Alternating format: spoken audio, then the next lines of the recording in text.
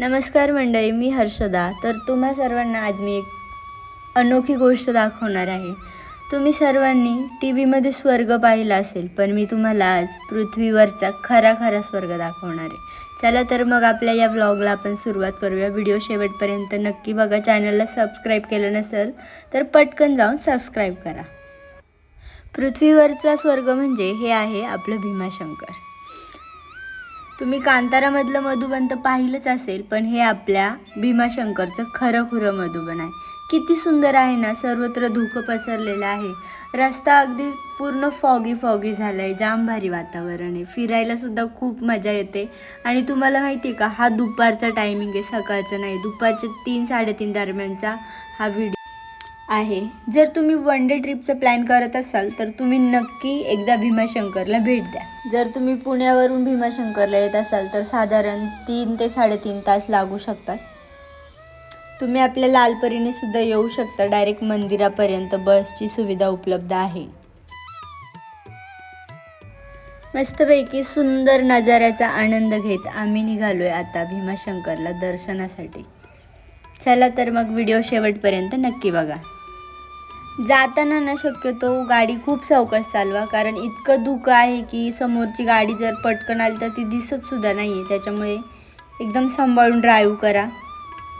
आता मी तुम्हाला एक रस्ता दाखवते. तो ना तुम्हाला जर पायऱ्यांनी नसेल जायचं, भीमाशंकर मंदिराच्या मागच्या बाजूने जायचं असेल डायरेक्ट मंदिराजवळ, तर तुम्ही जेव्हा मंदिराजवळ जाता, जेव्हा समोरच्या तुम्हाला गेट लागतो तिथून थोडंसं आत गेल्यावरती एक डाव्या बाजूला एक रस्ता जातो. तो मंदिराच्या डायरेक्ट बॅक साईडने जातो आहे. तिथून गाडी डायरेक्ट मंदिराच्या मागच्या साईडपर्यंत जाते. तर ज्यांना कुणाला गर्दी टाळायची असेल ते लोक तो रस्तासुद्धा प्रेफर करू शकतात.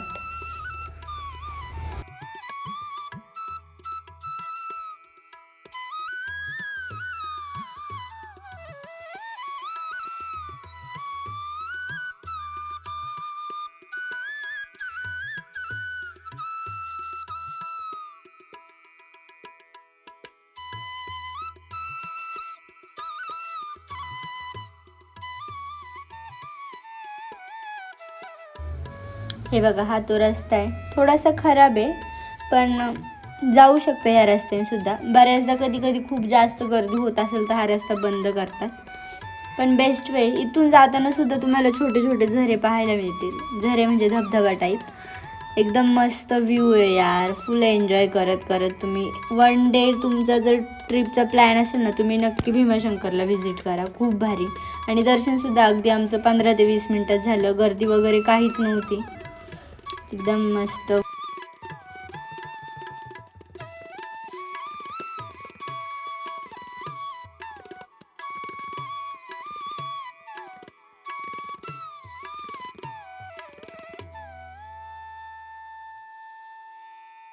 इकडे आले ना की एक काळजी मात्र नक्की घ्या. इकडचे माकडं तुमच्या हातात काही पण दिसलं तर लगेच ओढून घेणार किंवा अगदी अंगावर सुद्धा येऊ शकतात.